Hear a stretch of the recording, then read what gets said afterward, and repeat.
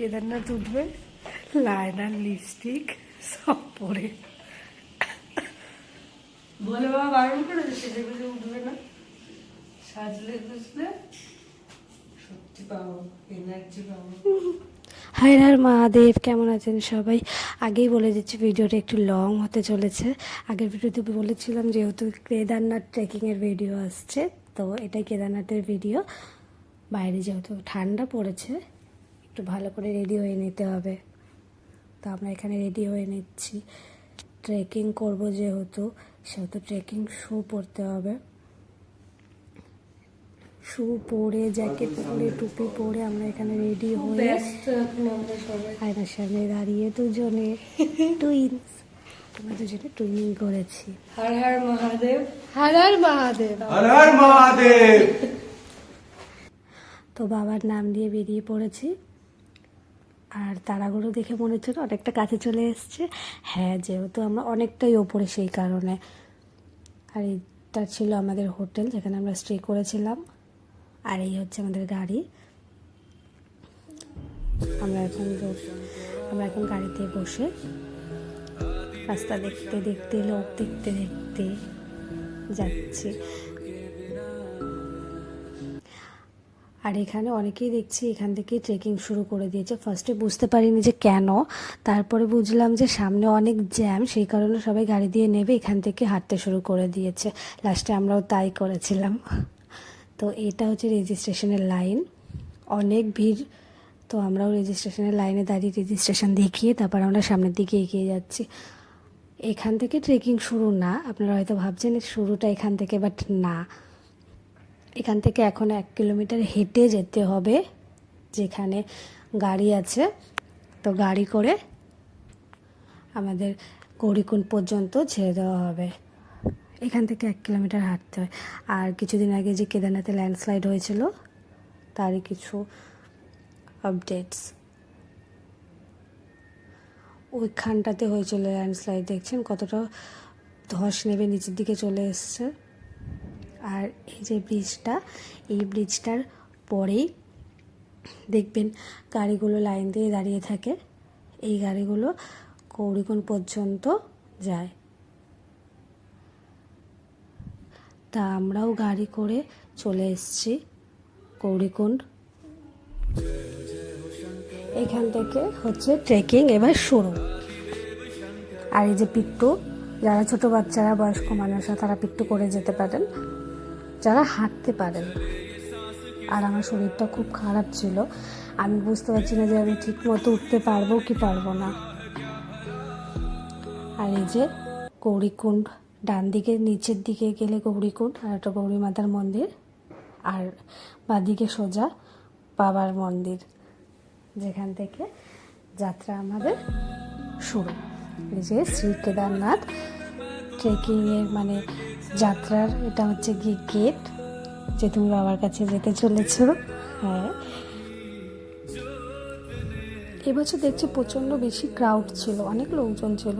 আমি এর আগে 2বার কেদারনাথ এসেছি, বাট এতটা লোকজন এই টাইমটাতে দেখিনি। হয়তো আসে, বাট আমি এই টাইমটাতে দেখিনি। জানি না এবছর কেন এত ক্রাউড ছিল। আর এই ঝর্ণাটা হচ্ছে কি আমার ফেভারিট ঝর্ণা। আমি এখান থেকে যাওয়ার সময় এখানে কিছুক্ষণ দাঁড়িয়ে দেখে তারপর যাই। এর আগেও 2 বছর আমি তাই করেছি। আর ল্যান্ডস্লাইড হয়েছিল, এখানেও ল্যান্ডস্লাইড হয়েছিল। আপনারা যারা এর আগে কেদারনাথ এসেছেন তারা নিশ্চয়ই জানেন যে রাস্তাটা এরকম ছিল না। আমিও দেখে অবাক হচ্ছি যে এতটা বাজেভাবে এটা ভেঙে গেছে।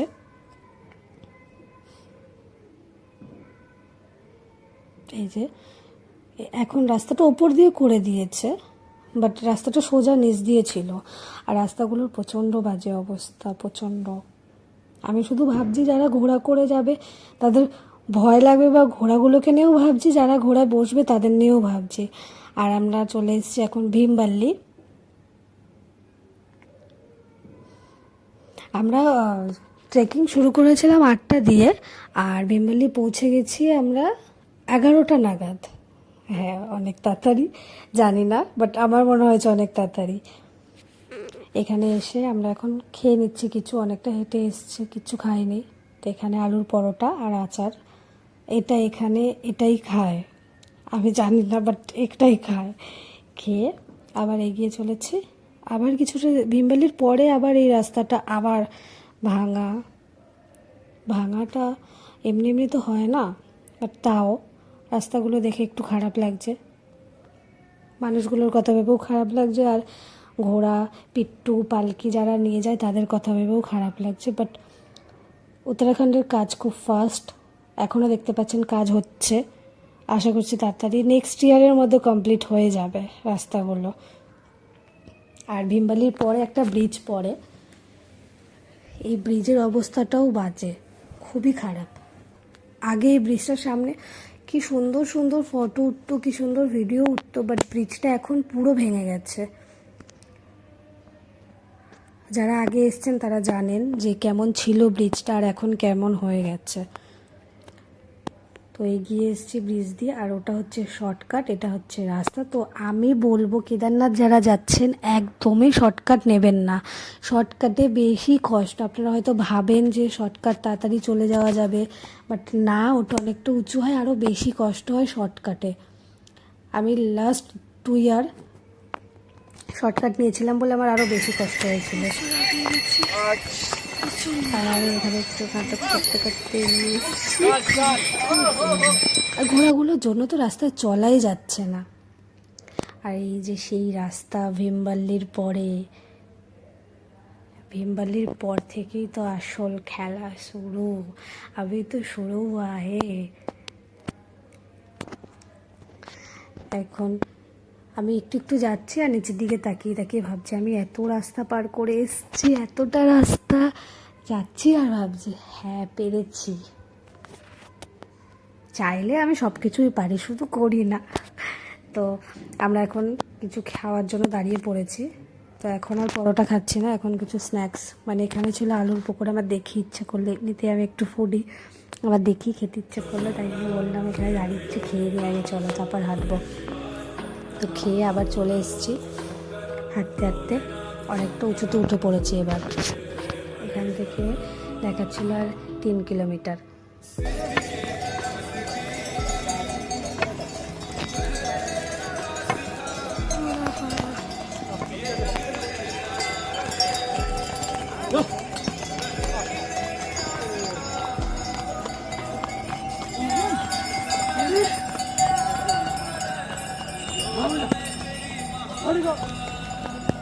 এবার গল্প করতে করতে চলে এসেছি ঘোড়াপাড়া পর্যন্ত। আর নিচ দিয়ে যে ঘোড়াগুলো ওঠে সেই ঘোড়াগুলো মন্দির পর্যন্ত যায় না, এগুলো এখানেই থাকে, মন্দির পর্যন্ত কোনো ঘোড়াই যায় না। আর যারা উপর থেকে নিচে নামবে তারাও একটু এগিয়ে আসতে হবে ঘোড়াপাড়া পর্যন্ত, তারপরেই ঘোড়া পাবেন। তো লাস্ট যে এই 2 কিলোমিটার বেস ক্যাম্প থেকে, বেস ক্যাম্পের আগে থেকে এই 2 কিলোমিটার যেন আর পা চলে না, আর যেতে চাইছে না। তখন মনে হয় বাবা তুমি কেন এত উপরে এসছো। তো বেস ক্যাম্প ঢুকতে ঢুকতেই মহাদেব আমাদের জন্য একটা সারপ্রাইজ রেখেছিল, যেটা দেখে আমরা দুজনেই খুব খুশি হয়েছিলাম। আমাদের মনে হচ্ছিল যেন বাবা নিজে আমাদের ওয়েলকাম জানাচ্ছেন, আমাদের বলছেন যে হ্যাঁ এটা তোদের প্রাপ্য, তোরা এত কষ্ট করে উঠেছিস সেটা তোদের জন্য। একদম মনে হচ্ছে মহাদেব নিজে আমাদের দেখছেন, আমাদের ওয়েলকাম করছেন। আর এটা হচ্ছে গিয়ে বেস ক্যাম্প। যারা মন্দিরে অনেক সময় রুম ফাঁকা থাকে না বা রুম অনেক হাই রেট নেয়, তাদের জন্য বেস ক্যাম্প, তাদের জন্য না, অনেকে বেস ক্যাম্পের মজা নিতেও অনেকে ক্যাম্প ইউজ করে, সেটা আপনাদের ব্যক্তিগত ব্যাপার, আপনারা কোথায় থাকবেন। তো আমরা এখন চলে এসেছি স্বর্গে, আমার কাছে তো স্বর্গ। কেদারনাথ ঢুকেছি আমরা 5টার সময়, দেখে আমি কেঁদে ফেলেছিলাম, আমি জাস্ট কেঁদে ফেলেছিলাম। আমি মানে এত কষ্টের পর যখন এই মন্দিরটা দেখি না, একটা আলাদাই ফিলিংস আছে, আলাদাই ইমোশনস কাজ করে। তো এই সেই সময়, যেই সময়টার জন্য আমি এত তাড়াতাড়ি উঠতে পেরেছি, এই সময়টা সন্ধ্যা আরতি।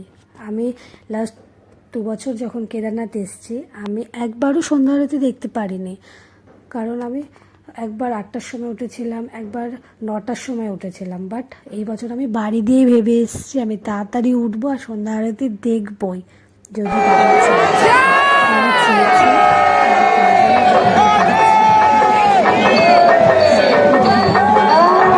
তার জন্য দেখতে পাচ্ছি। প্রচুর বেশি একটু ক্রাউড, আমি বুঝতে পারছি না যে কেন এবছর ক্রাউড। আই থিঙ্ক যে ল্যান্ডস্লাইডগুলো হয়েছিল যার জন্য রেজিস্ট্রেশন বন্ধ ছিল, সেই কারণে হয়তো এত ক্রাউড। যদি কিছুদিন পরে মন্দির বন্ধ হয়ে যাবে। এই মন্দিরটা দেখলে একটা আলাদা শান্তি শান্তি কাজ করতে। আর এখানে মন্দিরের বাইরে যেই সাধু সন্ন্যাসীরা থাকেন তারা এখানে, যেহেতু ঠান্ডা, তারা এখানে সবাই আগুন সেঁকছে। আর আমি মন্দিরটা ঘুরে ঘুরে দেখছি। আমার তো রুমে যেতে ইচ্ছা করছিল না, আমার মনে হচ্ছিলো এখানেই আমি শুয়ে পড়ি, কোনো প্রবলেম হতো না, আমার ঠান্ডাও লাগতো না। আর এই যে এই সময়টা কিন্তু রাত না, এটা হচ্ছে গিয়ে ভোর 4টের সময়। আমরা পুজো দেওয়ার লাইনে দাঁড়িয়েছি, আর দেখতে দেখতে সকাল হয়ে গেছে। আর এই যে নরনারায়ণ পর্বত, যেটা মন্দিরের দুপাশে আছে, আর মাঝখানে হিমালয় পর্বত। আমরা লাইনে দাঁড়িয়েছি ভোর 4টের সময়, কিন্তু পুজো দেওয়ার জন্য আমরা ঢুকেছি তখন বাজে 8টা।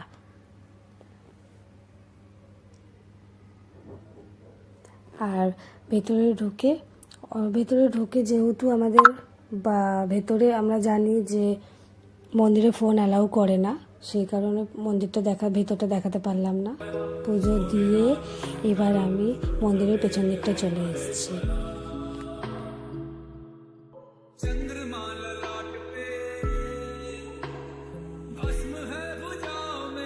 আদি শঙ্করাচার্যের সমাধি আছে, সেই সমাধিটা আমি দেখতে যাচ্ছি এখন।